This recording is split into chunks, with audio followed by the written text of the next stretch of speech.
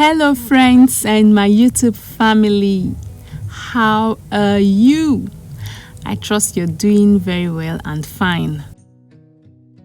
Now, do you want to save some time in the kitchen? Do this.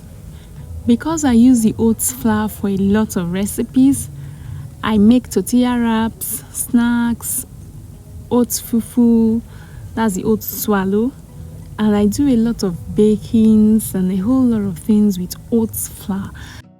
And I need to blend or grind the oats into flour in most cases to achieve my desired results. Today I will show you how I make my oats flour. Here is what I do. I blend and keep at least for a while before I make another batch. This will remove the time and stress of always blending each time and every time I want to make a recipe or a meal. Then I said to myself, if I repeat the same process for the remaining 3 packs, it will consume more time. So I decided to bring in my food processor. Yes, the food processor to the rescue. It has a bigger bowl. So I decided to experiment with the processor and I poured the 3 packs remaining into it. By the way, the color of my spatula matches the cooker oats color. Look at it.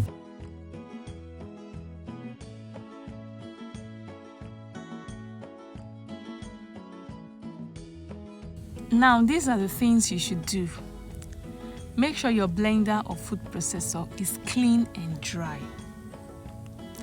Also, ensure the storage container or containers are clean, dry, and moist-free.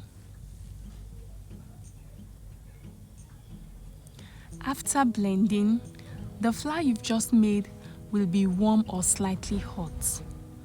So let it cool before placing the lid.